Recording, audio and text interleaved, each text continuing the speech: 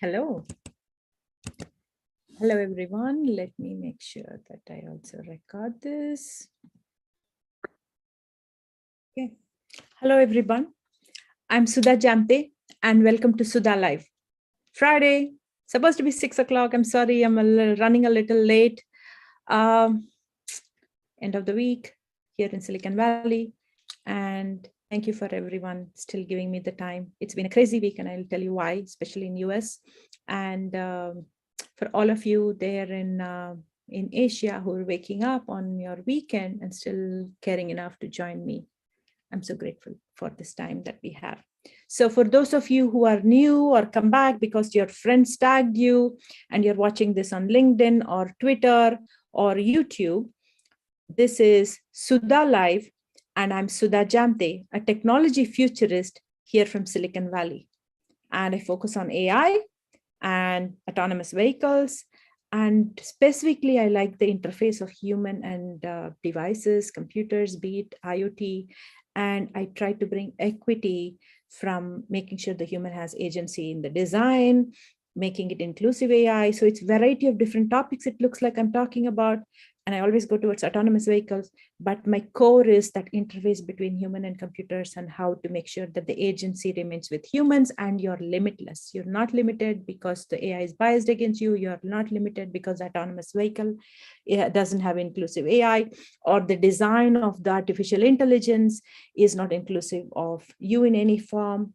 Or if you're working in AI, you feel limited because you're not knowledgeable about AI in some aspect, or you're looking at where the future could go so that you can plan for your career pivot. So these are all different angles I think about, but my core is human-computer interface, agency with humans, so that you're limitless. Okay, and this particular Sudha Live session, what I do is I bring you opportunities in AI. But today, I have to start with something that's happening in US. We had a Supreme Court decision that basically, banned abortions for women, and this has been, I think, this has been a law for 50 years, and it's a very sad day for all of us. So, right when I'm talking to you here, all over the country, there are protests going on outside Supreme Court in Washington and several places, and there's a lot more planned all around the country for tomorrow, Saturday. And this whole concept that of women's right is not the topic I'm going to be talking to you, but I always say this for you when you're building out AI, when you're in a team, whether you're in the compliance team, in the legal team, you're in the product management team, that's where bulk of my students are. When you're thinking about your role and responsibility, you're building AI to reflect society. So the challenge is, if you take historic data, that is how AI is trained, are you going to bring the prejudice of society? And you're going to create an AI that is going to take us to the past, like the Supreme Court justice ruling is taking us back 50 years, or it's bringing misogyny and a control aspect into the society today. Are we going to build AI that's going to be reflective of that? Are we going to build AI that is going to be inclusive and think about everybody and such that we create a better society for us with AI, with the technology, with our love of technology, but can we create a better world? So I'm inclined towards that, but it's so hard to do because I teach AI ethics and so many dimensions of AI ethics to my students at Stanford as part of my artificial intelligence bootcamp for product and business managers. And 4 different master's program at Barcelona Technology School. And I find that you could do explainable AI, or you could make sure AI is inclusive using fairness analyzers, and that the explainable AI and fairness topic together is called responsible AI these days. So if you're building AI, you could focus on responsible AI. Or you could, and so it goes back to starting with the right data. If the data has gaps, how do you make sure the data is inclusive? So that is one aspect. Or you're already building products and you design it and you come up with it, and then you say, okay, now I want to make sure that it is inclusive. And you make sure the algorithm is done in an inclusive way. It looks for gaps and fills it in. And there is one school of thought that existing data is biased and it carries the bias of our historic bias from society. We cannot fix that, so we can create new data sets. So in my research, I focus on inclusive AI research on AIX design or autonomous vehicles. That's kind of my two areas. But my focus, since I came from an analytics background, I came from being a data product manager in my past, I tend to go towards data, and I like to create new data sets and look for gaps in existing data sets to solve specific problems. So that's kind of, a different way of thinking about it. So if those of you who are already in the AI world, that's my thing. So if data is your sweet spot, algorithm is your sweet spot, or your design is your sweet spot, anywhere you can make the world inclusive towards whatever the beautiful world that you want to create. So before I close this topic, with the Supreme Court ruling, one of the things that's been talked about everywhere is 50 years back, they came up with this at the federal level in US, and they made abortions legal. And I mean, at a religious level or a social level, if people believe it or don't believe it, it's not the topic here. It is whether the government should mandate this and control us, right? So 50 years back when they had this and they came up with this rule, before 50 years, it was a different world. We didn't have the internet. We didn't have this amount of digitization. So the one thing that I would warn everybody as they are hearing about this is, there are a lot of apps out there. There is a lot of technology that tracks your location. There are women fertility apps that tracks periods. All of those become data sets that can be utilized now that with this federal, with the Supreme Court ruling. So I just want to warn you and your loved ones, if you're using any of these women apps, if you're using locations turned on with all of this, you might want to watch out and figure out how to turn this off so that your privacy is not violated. Okay, with that, I want to go on to our usual programming. So what I usually cover is I bring AI opportunities, and I would talk about call for papers, jobs, and events. And then based on whatever is the latest topic that I'm focusing on in the AI world that I've been working on, I will share something with you. So first, I'm going to, usually I end up with the jobs, and then the jobs, go to the tail end of my session, and I don't cover enough here. Every link that I'm going to be sharing here will be shared at my newsletter at bit.ly/Jamthe newsletter. So let me share that screen. Again, you can just bookmark this and go there if you don't want to join the mailing list, or you could join the mailing list. That's your call. So do you see it here? It is bit.ly/Jamthe newsletter. And this is where the newsletter gets archived. So if you join here each week on Sunday morning, I have my weekly Wednesday team, which is my student alums who come together on a speaker series, and they help me put this newsletter together. And every link that I'm sharing here today will be here. So this is last week's one. So the Sudha live link will be here. Key call out on what we are covering, and then events, and I'll tell you about my projects and opportunities to collaborate, any kind of learning links, jobs. There's a bunch of new jobs that I've added that after our discussion last time, I had not shared this senior product manager tech Alexa mobile, and Jeff Barbero is the hiring manager. So you might want to DM him. He was ready for it. Same principal product manager tech also is a it's called TPM in Silicon Valley. They call those roles as TPM roles. That's also in the Alexa mobile team. These are two new ones. Let me go to the job. So you can join the Jamthe newsletter and just come to your email, or if you want, you can just bookmark bit.ly/Jamthe newsletter.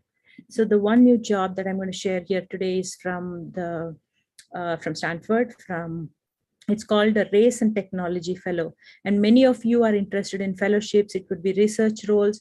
Fellowship is a very, very good opportunity on something that you're passionate about, that you're working on. This is part of the School of Humanities and Sciences, which is one of the big schools in Stanford. And it has like 23 different departments, covers math and economics, history, English, art, everything, you know. So it's a fun arc here. So they have this job, they have this role, race and technology fellow. So when we are talking about inclusive AI and making AI inclusive, it comes under that. Or in general, they're talking about technology. And, you know, if you have a specific area of work or passion related to race, this would be a fantastic fellowship initiative. Obviously, you'll be reporting to the faculty director of research, and in collaboration with this CCSRE, which is this organization, Technology and Racial Equity Action Initiative. It's a fantastic opportunity. So I would highly recommend you to look at this. It's 100% full-time, 11 months fixed term position in Stanford. So I will be sharing the links in the Jamthe newsletter, like I always do for other things. So that's the plan. So that's the thing for jobs. I like to usually start with congratulations, because there is amazing things that's happening all through the week, and I don't get to celebrate enough of that. So let me tell you what excited me this week. Here, I'm going to share my screen. This is my LinkedIn. Ruth Naduta, some of you might remember her. She came and did a tech session on IoT Day on April 9th, when we had this 24-hour live stream with 24 women from around the world. And she taught us BERT, the foundation language model, BERT. And so she actually was part of this Africa-Europe AI Policy Dialogue 2022. Usually you will hear Ruth is busy doing hackathons and building tech. So this time she said it was a very different kind of experience, because this was done in conjunction with the Lawyers Hub Africa.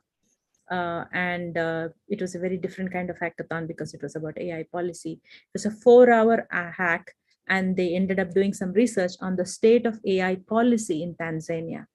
And she has all the details in here. So I would congratulate Ruth, and I would recommend following her, because she's an amazing person who knows language models, and she's always doing hackathons, you know, and she's very creative. So, and in fact, one of the projects that I'm working on is this, the Global South Language Model Meetup that we got accepted at NeurIPS in December, and Ruth is going to be working with us on one of the posters. We have a call planned for that will be going out on July 4th, so look out for that. I'll be sure to share that here and also in the Jamthe newsletter. But I just wanted to give you a heads up. If you work with language models on the data side, on decolonizing the data, or solving a problem for any of the global South countries, or you're building a pure language model with BERT or GPT-3 or DALI or anything, you know, that is going to be relevant to enhancing language AI, or it could be voice. There's going to be a call for paper coming up on July 1st.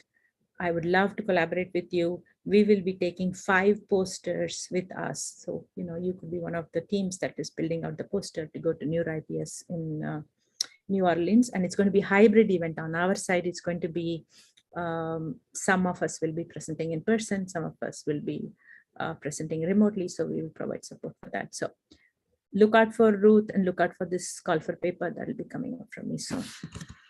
Okay, so the other person that from my past, you know, sometimes LinkedIn, you just get, you know, notification from some amazing people and you've kind of lost touch with them. This is Ai Hui Ong, and she was called to speak about the key elements of innovation. And she went to Singapore. She's from Singapore, and she's American, and she's been here for a long time. And I've not been in touch recently, so I did not know what her recent entrepreneurial journey was about. And she spoke to a bunch of healthcare professionals at CHI, which is the Center for Healthcare Innovation. And they said, what are the key elements of innovation? And she is so super smart. And she said one word answer for that is failure. And she said, embrace failures, learn from failures, celebrate from failures. And so she did a beautiful session. So congratulations. So that was another inspiring thing that I saw this week. So I already shared Ruth Naduta. Let me see, I had one more, but I'll come to that eventually. So the other thing I had, let me find that. I have a bunch of events this week. It's very interesting. And since I've been focused on this language AI, I tend to focus on a topic, I would say autonomous vehicle, value creation for autonomous vehicle, inclusive AI, and then I'll run towards that. I will be teaching a course, I will be writing, I'll be talking, I'll have a book on that, I'll have my research papers on that. So my latest focus is how to make language AI inclusive. And that's why I'm doing this Global South AI, Global South Language AI model meetup. And so I'm kind of, focused on understanding GPT-3 or BERT for various countries and different groups who are working on it and stuff like that.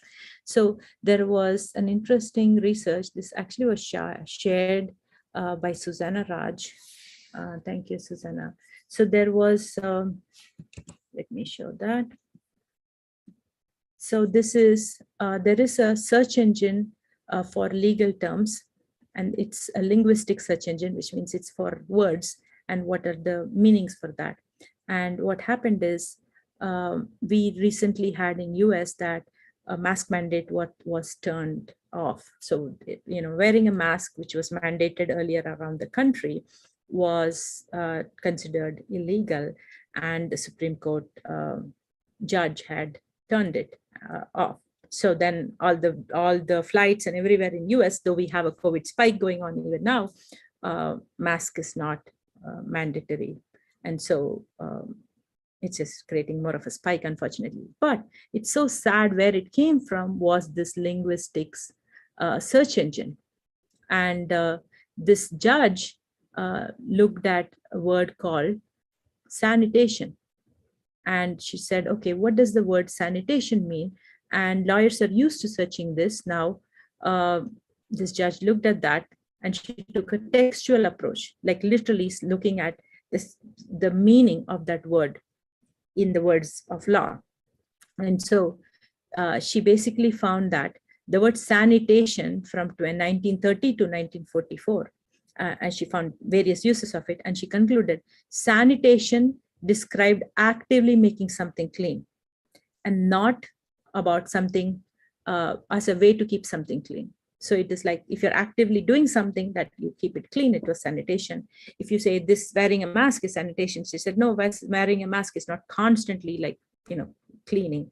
And so she decided that we cannot use the word sanitation. And that was a legal premise of that. And then the mask mandate was overturned essentially.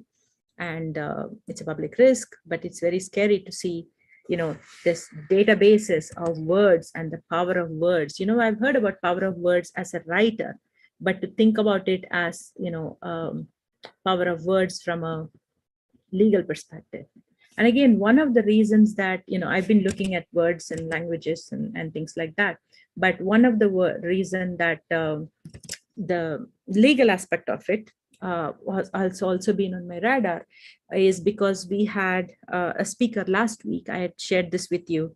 At Weekly Wednesday, we had Dr. Tiago Felipe Avanci from Brazil, interviewed by Divya Dwivedi, who is a lawyer from the Supreme Court of India. So it's like one person from Brazil, interviewed from one person from India, on our show here at Weekly Wednesday. And they were talking about fundamental law and human rights law and how do you govern AI and how do companies create bills for AI. So I've requested Divya Dwivedi to come back to us and do a session on AI and law as a 101 for all of us to understand. When you're building AI, what should you be looking at? How do you understand the legal aspect of it as a product manager, as somebody building AI? So I'm waiting to hear from her. So I'll let you know when she's going to be back at Weekly Wednesday. Meanwhile, we had a fantastic speaker. Let me see if I can find that. I thought I had that handy. Let me check 1 second. So we had Dimitro Palamarchuk, who is one of my students from Stanford, and he's a product leader who's based out, he's from Ukraine, who's based out of Zurich after the war. Unfortunately, the Ukraine war that's going on, we can't, forget. So he came and talked to us, and he did a demo of a tool called KNIME, KNIME, which is an open source tool for no-code AI. It's a big platform tool for enterprise applications, and it has a module on AutoML or no-code AI. And so Dimitro came and did a demo of that for us. And I wanted to share that because that was our most recent Weekly Wednesday. And typically, we used to just record all our Weekly Wednesday sessions. So for those of you who are new, Weekly Wednesday is every Wednesday, Weekly Wednesday at 9 a.m. Pacific time and 18-hour Nigeria time or Europe time, and 1 p.m. in Brazil. And we meet once every Wednesday, 1 hour, and we bring a speaker. Once in a while, we'll have a webinar. I might come in and do a webinar. I did one on foundational AI models like BERT and GPT to understand that recently. Periodically, we would have a webinar like that. I believe Yashashwini Vishwanath, Yash, who hosts the Weekly Wednesday, has done one on fairness, explainable AI in recent times. But typically, we have a speaker come in and interviewed by Yash, who's the host. And so we had Dimitro, and he said, hey, can I come and show you something exciting? And I have worked with KNIME. So it was very interesting. We were looking at the tool. It was a pure tools demo, but it was more application view of how he was looking at it. So it was like a product manager giving a demo, not a vendor coming. We don't endorse any vendor or any particular brand. We try to be very agnostic, but we're very excited about technology, try to make it do social good and help people in an inclusive way. But we're very excited about a lot of different tools and tech. So that is the one that Dimitro was giving us. Dimitro Palamarchuk was giving us. So I'm going to find that link for you. Give me a minute because I thought I had it handy. And the reason I'm saying I'm going to show the link for you because Dimitro has not made this public. We did live stream. So if you're lucky to catch the stream, you would know where to find it. But some of our sessions are live streamed on Wednesdays. But some of the speakers like to have, general discussion with people and not make it a public event. So this was one of those, we did a live stream, but we kind of curtailed the whole recording because Dimitro wanted to have a conversation with us and not make it a recorded speaker talk type of thing. He was doing a demo of KNIME, but he was giving a product manager perspective of it. So let me show you where I have it. Give me a minute. So if you're signed up to Weekly Wednesday, let me show where you can sign up. bit.ly, we have a lot of bit.lys /weekly event, I think is the URL. Let me go there.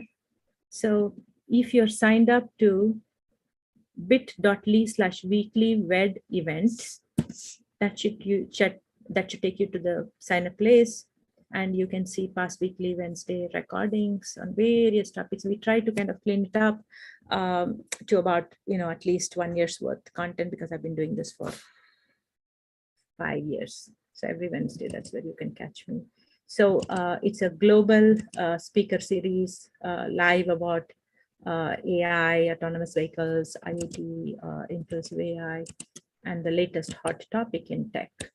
But it is, we try to go in depth, we try to bring best practices, get somebody who knows what they're talking about to come talk to us type of thing.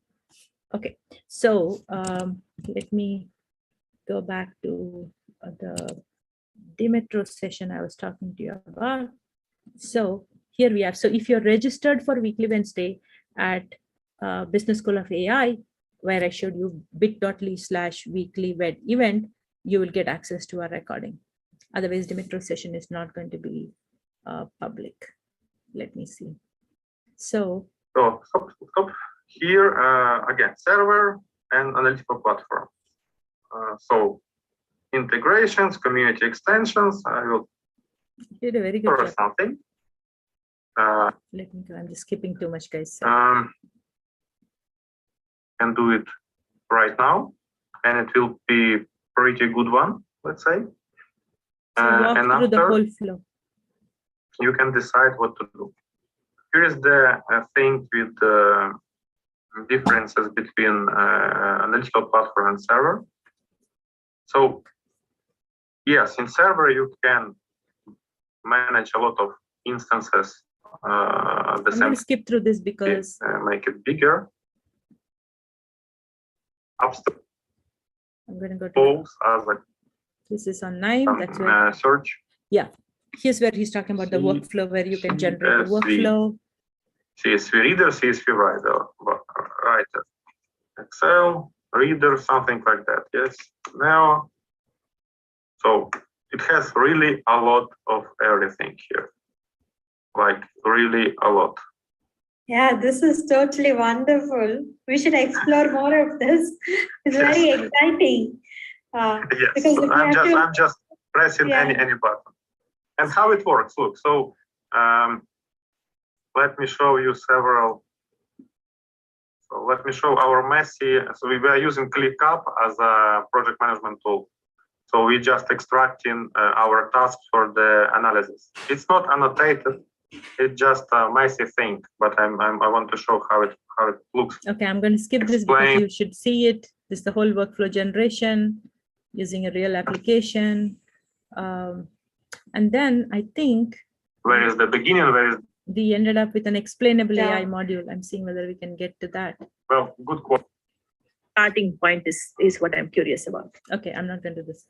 Doing the workflow of smaller pieces, making them bigger, more abstract, and connecting them together with the workflow. The term orchestration is from the business process management. I'm using it from that thing. Maybe it's not correct one for the data flows. But in the business processes, it's the way how you orchestrate different pieces together. Where is the beginning, where is the end?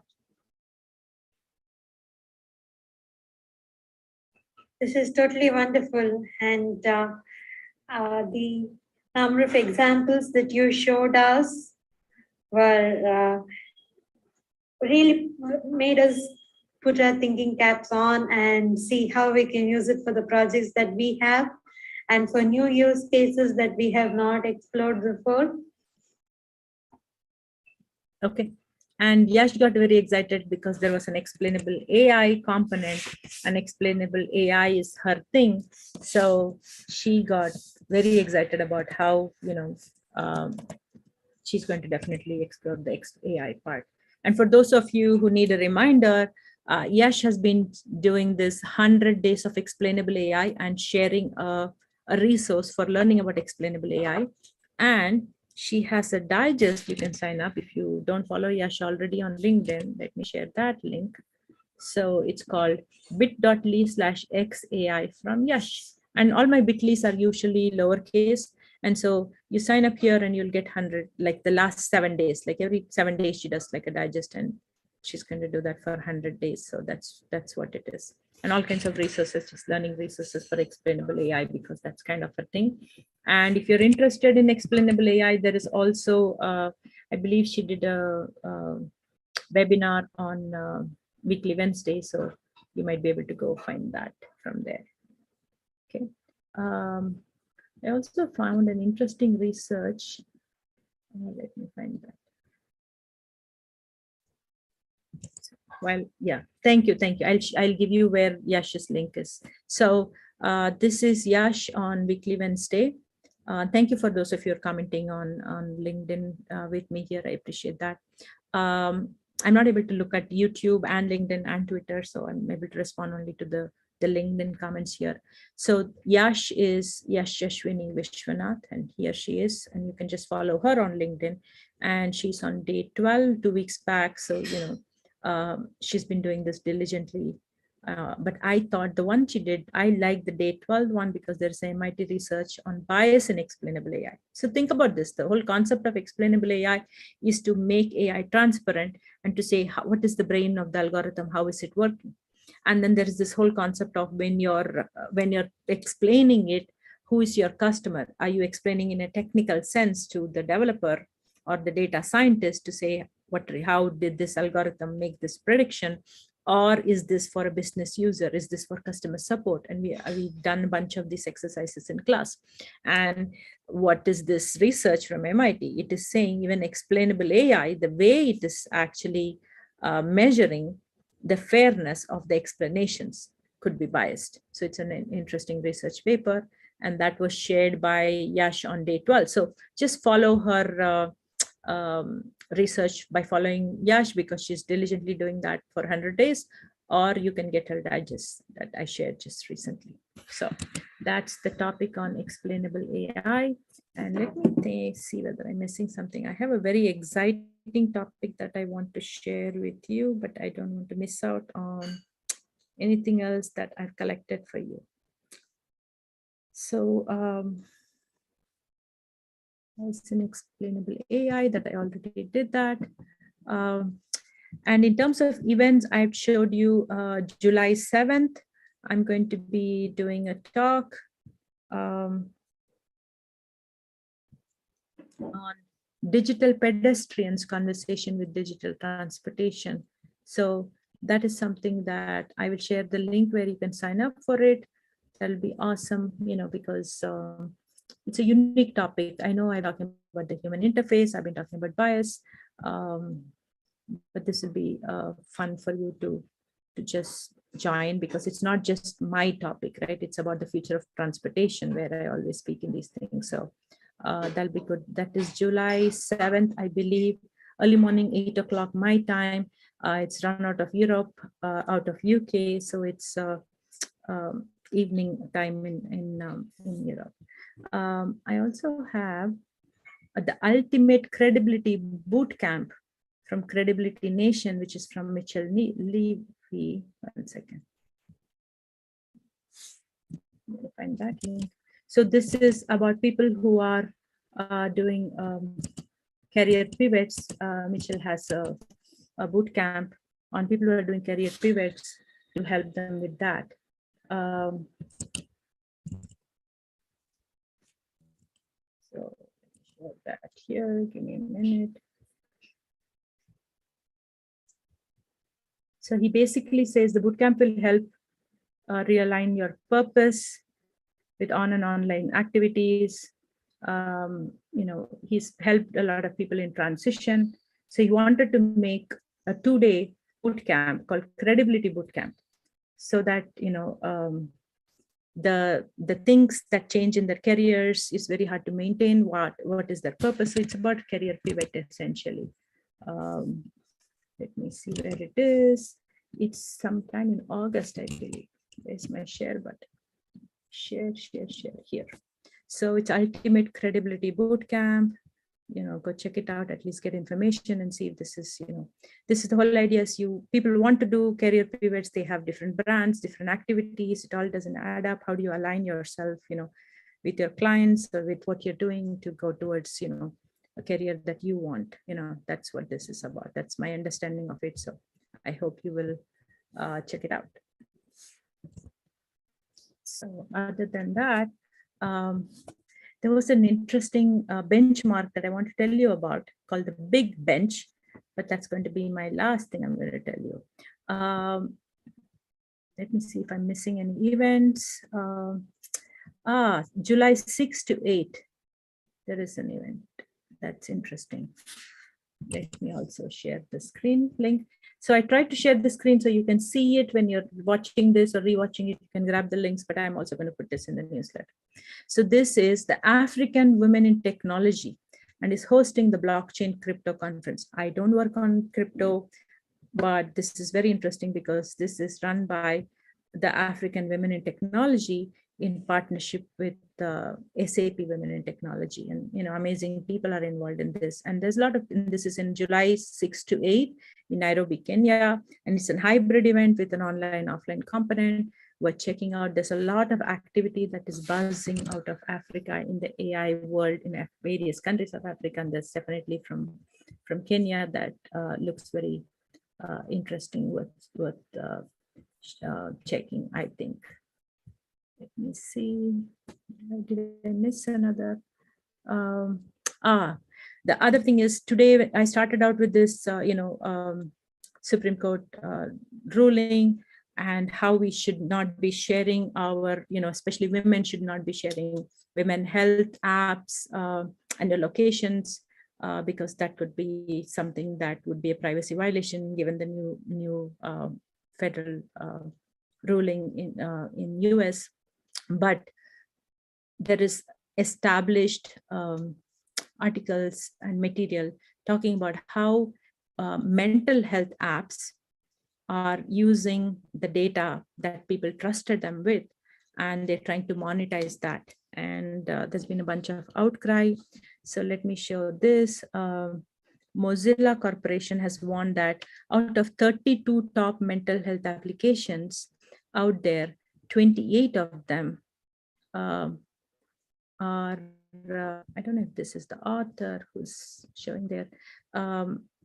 They're showing that there are a lot of startups, and what they're doing is they're collecting the most common one is Calm. Remember, like there's a bunch of, Calm mindfulness app. I don't know about these other ones. I've not used them, but there's a lot of these. There's a PTSD coach. So that is from the US Department of Veterans. This one, Visa, is an AI chatbot. They are doing, data harvesting. And so they're collecting information. They're saying, oh, it's anonymized. And we are trying to get information from this to go use this as training data to share other AI out there. There's a bunch of justification on whoever is doing this, but it's just sad that these companies in US, we don't have GDPR, and we have privacy for data for different states. The whole thing is we are doing this at a state level. And so a lot of Breathe is one of those apps I've seen. Lot of these, you just need to be careful. So I started warning, saying if you're using women health app, watch out for your for how your did I share that screen with you guys? Go back. Sorry, thank you. I thought I was sharing it. Let me go back to the. Okay, can go back to sharing. Sorry, thank you for calling that out. Looks like I was not sharing that screen while I was telling you about this. I'm going to go back. I have one more link I want to share. So Mozilla is warning us about 28 out of 32 mental health apps out there. Here's, they have a list. The worst offenders is BetterHealth, Uber, WeBot, Better Shop Suicide. Think of this, they all have very, very vague privacy policies, and they're collecting information and their security practices. These three were the ones that responded to Mozilla's questions, at least. And this is how most of them are doing data harvesting, which is very sick. So especially, so just want you to be aware if you're using this. And there is one of these, again, on the same topic. There's a very well written post on this if you want to understand the full context. So this was done by Deepa Singh. Again, Deepa Singh has come and presented. She's a researcher in AI ethics. She's come about society and social justice. She was one of our speakers at IoT Day when we did the 24-hour session. So she's done this big data versus humans. And they showed the crisis text line where you chat for any mental health help, especially suicide prevention. and how they, that's called CPL, and they took in that data, and this is the largest mental health data set in the world, and they have a for-profit subsidiary called Loris AI, which in turn used a sliced and repackaged version of the data. So it's not individual privacy violation, but whatever people are saying, they've taken that, all those text as data, and they built and marketed an empathic customer service software. So they did not use this to train an AI that was going to help with mental health even. It was just using it as text of how people communicate in vulnerable situations. And they said, we are going to they did create an empathetic customer service software, such as sentiment analysis tools and chatbots. It was very sick. So there is, there is all the details about that. So it raises moral questions in Silicon Valley, and I'm part of Silicon Valley here. But when Silicon Valley says they're doing social good and they are creating applications, just because there is no privacy law doesn't mean when you're building it, you should just violate the privacy of the user. So I think there's so much power in your hand if you're one of those people who's in a room when you're building out any of these apps. So, and this is the big data versus humans. That's the Medium article. Okay, I have an automated bot that is actually going to clean my room, and it's just getting started. Okay, it's been paused. Thank you.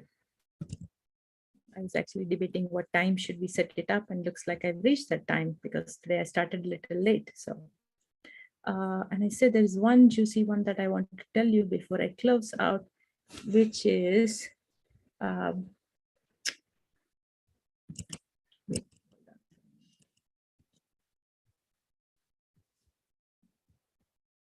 so basically researchers from 132 institutions have introduced a benchmark called Beyond the Imitation Game benchmark. It's called Big Bench. I'm going to show you the research paper on my screen. It's going to look a little intimidating, honestly. It's an archive paper. Don't worry about that. Basically, what they've done is they've said, when language models are now saying, hey, we can have a conversation and we are creating content, all the fundamental AI models that we've been talking about with GPT-3 and all that, right? So they said, it's very hard to say, when GPT-3 says, I'm the best, and BERT says, I'm the best, and there is OPT that is not included, that came from Facebook, which is not included in this research. And everybody's saying we are better, and we are, creating language models which are close to humans, right? So, and that's all built on transformer technology. So these researchers came together and said, we need to have a benchmark. We need to be able to say whether, one particular, say, GPT model or Google's internal dense transformer architecture. So, they evaluated the behavior of OpenAI's GPT model, Google's internal dense transformer architecture, and switch-style sparse transformers. And they created this benchmark called Big Bench, and they compared these three across model performance and calibration. And so that's how they've come up with. So the way that this is, they introduced the Big Bench is called the Beyond the Imitation Game benchmark. So the imitation game is, it pretends, the AI pretends it's human. So you pass the Turing test that you would not know that the other person is a human, and it tries to chat with you. And that's what all the foundation language models are all going towards. So this Big Bench benchmark, they basically came up with 204 tasks contributed by 442 authors from 132 institutions. I've not had a chance to check through this. When you say so many authors from so many institutions, that's diverse enough. I don't know whether how much of it covers the global south. I hope they do. And the task was diverse, such as drawing problems from linguistics, childhood development, math, common sense reasoning, biology, social bias, software development, all of that. Right, so they came up with a whole bunch of this, and then they evaluated these three models against them. And that's the benchmark. That I think this is the biggest benchmark we have for language models. So which is a great start. So I hope, you'll be able to read this paper, and you can download the PDF here. It's on Arxiv. And if if you're working in the space, or you want to work with any of these researchers, that will be great.